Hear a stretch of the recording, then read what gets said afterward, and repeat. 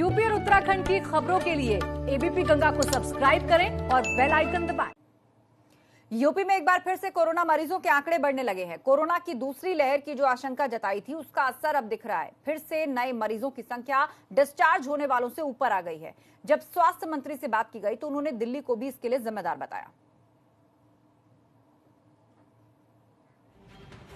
तो बढ़ते संक्रमण पर स्वास्थ्य मंत्री ने क्या कहा, यह हम आपको बता रहे। टेस्टिंग के संसाधन वो बढ़े हैं। कोरोना की दूसरी लहर के लिए कहा कि तैयारी पहले जैसी है। बॉर्डर पर रैंडम सैंपल टेस्टिंग के निर्देश दे दिए गए हैं। अभी तक तो हम लोग की तैयारी जैसे पूर्व में थी, मार्च से लेकर अभी तक अपने टेस्टिंग के संसाधन बढ़ाना, अपने बेड्स की व्यवस्था करना, उसके अंदर जितने भी प्रकार के मशीनें के उपलब्धता कराना, HNFC है, ICU के कुछ मशीन है, बायोपैक मशीन है, ऑक्सीजन सिलेंडर की आवश्यकता, ये सब हम लोग लगातार मार्च से करते आ रहे हैं। और आज हम इसी बात को कह रहे हैं कि हमारा जो हाई टेस्टिंग का जो हमारा सिस्टम है, उसी के कारण हम मरीजों को जल्दी चिन्हित करके और उनकी जल्दी हम जब उनकी ट्रीटमेंट करते हैं विभिन्न अस्पतालों में, तब हमारा संख्या कम होता है। सीधे रुख करते हैं, हमारे संवाददाता नितिन उपाध्याय हमारे साथ जुड़ गए हैं। नितिन, ये जो सेकंड वेव है उसके लिए स्वास्थ्य मंत्री जो कह रहे हैं कि तैयारी हमारी पहले जैसी है, दिल्ली को भी उन्होंने जिम्मेदार बताया है इसके लिए, लेकिन अचानक से जो केसों में वृद्धि हुई है, क्या उसके लिए तैयार है प्रदेश? इस पर क्या स्पष्ट तौर पर कहा है उन्होंने?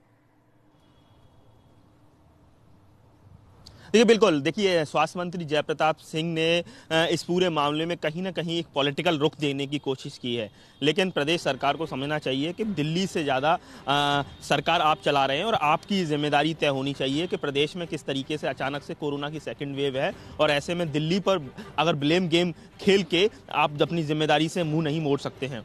जयप्रताप सिंह ने कहा है कि दिल्ली में पहले से भी लापरवाही रही है। जयप्रताप सिंह ने कहा वहाँ पहले से बेड्स की संख्या कमी रही, वहाँ टेस्टिंग प्रॉपर नहीं हो पाई, वहाँ कॉन्टैक्ट सर्विलांस की व्यवस्था फेल हुई है और यही वजह है कि दिल्ली से सटा हुआ उत्तर प्रदेश है और उत्तर प्रदेश में लगातार कोरोना ने पैर पसारे हैं। लेकिन सवाल ये है कि जिस तरीके से जो बॉर्डर पर अगर प्रशासन उत्तर प्रदेश का काम कर रहा है और कहीं ना कहीं अगर यूपी सरकार चाहेगी तो संक्रमण को फैलने के लिए तमाम इंतजाम उसे अगर वो करेगी तो उसके नतीजे भी आएंगे।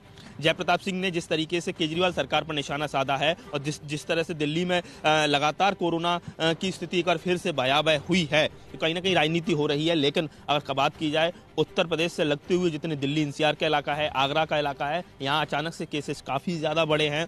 मौतें भी होना कोरोना से एक बार फिर से शुरू हो गई हैं और एक एक दिन में 2500, 2400, 2500, 2600 अगर एक उत्तर प्रदेश में केसेस आ रहे हैं। और जहाँ यूपी एक इतना बड़ा राज्य है जहाँ स्वास्थ्य सेवाएँ कहा जाए कि दूसरे राज्यों की तुलना में उतनी ठीक नहीं है। और ऐसे में जिस तरह से योगी सरकार लगातार प्रयास कर रही है, लेकिन अगर केसेस बढ़ते हैं तो स्थिति संभालना बहुत ज़्यादा मुश्किल हो जाएगा। इसको लेकर स्वास्थ्य मंत्री का ये कहना है कि हम बेड्स बढ़ा रहे हैं, हम लगातार रैंडम सैंपलिंग ले रहे हैं। हमने एक अभियान चलाया है जिसके तहत 30 नवंबर तक ठेले वाले, पटरी वाले, रेहड़ी वाले, इसके साथ ही तमाम जो बालिका गृह हैं या जो रैंडम सैंपलिंग की जाएगी, वो तमाम सरकार प्रयास कर रही है। लेकिन ब्लेम गेम करने की ज़रूरत नहीं है। ये विशुद्ध राजनीतिक बयान स्वास्थ्य मंत्री का है और ऐसे में ज़रूरत इस बात की है कि उत्तर प्रदेश सरकार क्या कर रही है, कोरोना से किस तरह से लड़ाई लड़ रही है। क्योंकि अगर उत्तर प्रदेश में एक बार स्थिति फिर से गंभीर हो रही है तो संभाल पाना काफ़ी ज़्यादा मुश्किल हो जाएगा। तो कुल मिला के कहा जाए, क्षेत्रफल के लिहाज से और पॉपुलेशन डेंसिटी के लिहाज से उत्तर प्रदेश के सामने चुनौतियां बड़ी हैं। निश्चित रूप से समय रहते ही इस पर फैसले लेते रहने होंगे। बहुत बहुत शुक्रिया